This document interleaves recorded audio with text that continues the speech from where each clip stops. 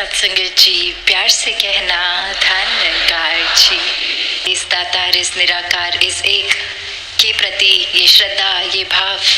कि ये नाम तो हमेशा से किसी ने अपने श्रद्धा के हिसाब से, अपनी आस्था के हिसाब से जिस नाम से पुकारा, पर ये सच्चाई एक, ये फॉर्मलेस, ये हमेशा से रहने वाली, हमेशा तक, हमेशा के बाद भी रहने वाली ये सच्चाई। और भक्तों ने हमेशा इसी एक का साथ लिया, एक सहारा लिया, एक पूर्णता से इस परमात्मा पे विश्वास किया। और ये विश्वास ऐसा वाला विश्वास नहीं रखा कि जब तक हमारे जीवन में सब कुछ हमारे हिसाब से चल रहा है तब तक तो इस परमात्मा पे विश्वास है, पर जिस समय भी कोई ऐसा कार्य हुआ जो हमारे मुताबिक नहीं, तो फिर परमात्मा के किए में ही नुक्स ढूंढने लग गए, ये मन से कंप्लेंट्स आने लग गई। तो बात यही कि भक्तों ने हमेशा समझाया कि अपने जीवन में समर्पित होके जीना है। ये परमात्मा के हर पल में जो भी ये कार्य हो रहे हैं उसको सिर्फ एक मजबूरी की तरह नहीं, एक पूरे दिल से, एक रहमत की तरह मानते हुए, एक प्रसाद की तरह मानते हुए हर पल को इस तरह जीवन में डालकर आगे बढ़ना है। दातार इस तरह से इंसानों की जब ये रचना करी परमात्मा ने, तो वो कोई भेदभाव तो नहीं हुआ। एक कोई संसार की रचना में जैसे एक पैदाइश हुई है तो वो एक जगह के अनुसार ये ज़रूर हो सकता है कि थोड़े एक जेनेटिक रूप कि जहाँ बहुत सर्दी है तो उस तरह से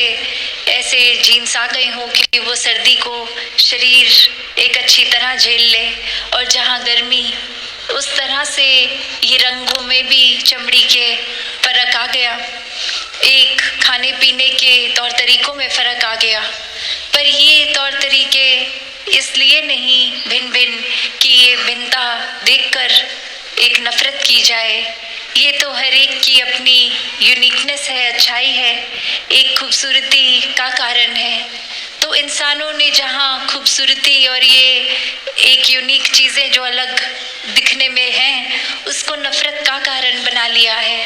पर ये जब परमात्मा ही एक है, इसने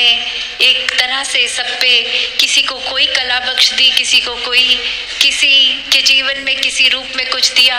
तो हो सकता है दूसरे इंसान के जीवन में वो वस्तु, वो रूप नहीं हो, पर कुछ और देकर नवाजा। तो बात यही कि एक समान ही ये रचना है, और ये नफरत अगर कर रहे हैं हम तो वो अपने अंदर हमें झांक कर देखना होगा कि या तो हम ये कहना छोड़ दें कि परमात्मा से प्यार है, या फिर परमात्मा की बनाई हुई रचना से नफरत करना छोड़ दें। तो बात यही है कि अगर वाकई ही परमात्मा से प्यार है तो हर एक इंसान से प्यार होगा, क्योंकि हर एक इंसान में ये परमात्मा है, ये आत्मा रूप अंश हर एक में। और कैसे फिर हर कोई इस दैवीय रूप का हकदार है, ये मोक्ष का हकदार है, ये खुद ही परमात्मा समान है। तो भाव हमारे, नज़र हमारी, नज़रिया हमारा, तो हर एक को कैसे आदर सत्कार से देखना है। चाहे एक किसी को बहुत करीब से जानते होंगे तो उनकी एक अच्छाइयाँ, कमियाँ सब दिखती होंगी, पर अपनी अंदर हमने क्या धारणा बना के रखनी है, क्या उनकी कमियों को ही सब कुछ बना लेना है, या वाकई ही उनकी अच्छाइयों पे भी देखना है। वो जजमेंटल हो जाते हैं अक्सर जब किसी को बहुत करीबी तरीके से जान लेते हैं, और वहीं जो इंसान हमें पता नहीं कौन है उसके लिए मन बहुत ही न्यूट्रल होता है, मन में अभी कोई धारणा उस तरह से नहीं बनी होती, और एक उस रूप में नहीं कि उसके किरदार को देखा जाता।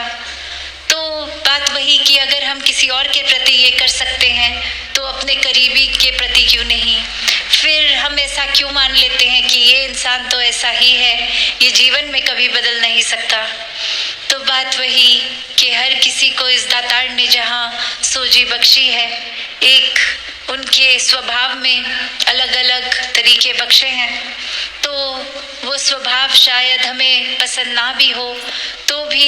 ये ज़रूरी नहीं कि हमें पसंद नहीं तो वो स्वभाव गलत स्वभाव है। तो बात यही कि हर एक में एक जब परमात्मा दिखता है तो सभी अपने दिखते हैं, सभी का स्वभाव अच्छा लगता है, सभी पूजनीय लगते हैं। तो ये नज़रिया हमें अपने अंदर लाना होगा कि एक समान, ये समदृष्टि का भाव, कि एक अगर हम चाहते हैं कि हर तरफ सुकून हो, अमन हो, शांति हो, प्यार हो, सत्कार हो,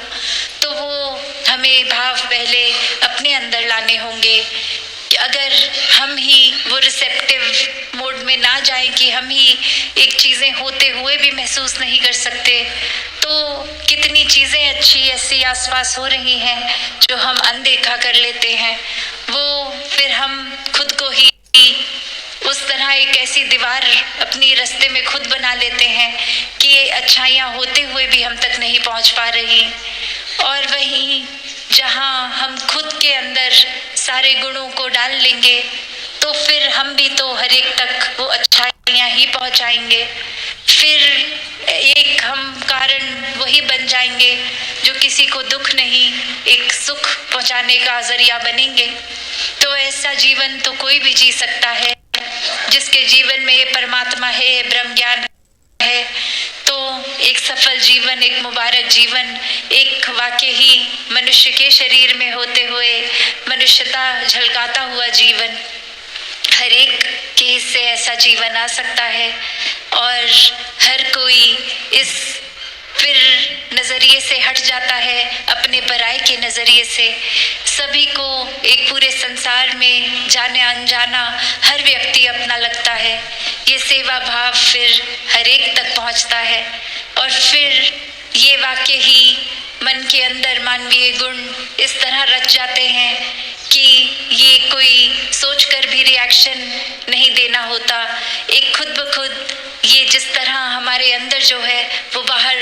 एक दर्शाया उस रूप में, एक दिखावे रूप नहीं, एक नेचुरल तरीके से आ जाता है। तो हर कोई जहाँ इस संसार में एक बहुत ही मधुरता रखते हुए स्वभाव में जी सकता है, वहीं अपने मन को इस परमात्मा की लगन में इतना रंग सकता है कि हर कोई फिर कोई भी कार्य करते हुए आसरा, एक ध्यान, एक विश्वास इस परमात्मा में लगा के रखे। और इसी तरह ये जीवन के फिर नज़रिया इस तरह बदलता है कि अपने दुख सुख से ऊपर होके ये आनंद की अवस्था आ जाती है। फिर ये नहीं दिखता कि जीवन में क्या नहीं है, वो शिकायतें ख़त्म हो जाती हैं। जो कुछ है उसका भी शुक्राना आता है, जो कुछ नहीं है वो भी एक मान लेता है इंसान की नहीं है, तो इसमें भी हमारी बेहतरी ही है कि ये चीज़ परमात्मा ने हमें नहीं दी, क्योंकि परमात्मा से बेहतर तो और किसी को नहीं पता। तो हर कोई जहाँ भक्ति में जीवन जीता हुए एक संत की अवस्था प्राप्त कर लेता है। और संतों का जीवन तो ये कल्याण रूपी जीवन होता है, जो एक सोशल तरीके से एक इंसानियत के रूप में तो इंसानों का भला करते ही हैं, पर संतों को तो ये आत्मा की पीड़ा का भी पता होता है कि जहाँ अपना जीवन एक ब्रह्म ज्ञान लेके सुखी हो गया, और ये सुखी कोई दुनियावी धन दौलतें हासिल करने का नाम नहीं, ये आत्मा को सुखी करने की बात है। और संतों ने जब अपने जीवन में ये खुद देख लिया कि ब्रह्म ज्ञान से, इस परमात्मा से, इस निराकार से जुड़कर वाकई ही ये आत्मा की पीड़ा एक खत्म हो जाती है, वहीं फिर संतों का यही स्वभाव है कि वो कोशिश में लगे रहते हैं कि हर कोई इंसान अपनी इस पीड़ा से मुक्त हो जाए, एक आत्मा को अपना निज घर का पता चल जाए कि जीते जी भी इस परमात्मा के रंग में रहेंगे तो जीवन बहुत ही सहज आराम से निकल जाएगा। और जीते जी ये मुक्ति के हकदार हो के फिर ये भी पता है कि आखिरी श्वास के बाद शरीर का जो भी होना हो होगा, ये कोई रिश्तेदार ये सब देखेंगे, पर ये आत्मा ने कहाँ जाना है, कहाँ से आई है, तो ये ब्रह्म ज्ञान की दात, ये एक सच से जुड़ने की बात है। तो हर कोई इस सत्य को हासिल करते हुए अपने जीवन को सुखदायी कर सकता है। दातार कृपा करे हर कोई सेवा सुमिरन सत्संग से जुड़कर इस निराकार से जुड़ के ये जीवन को आगे बढ़ाता जाए। सत्संगत जी, धन निरंकार जी।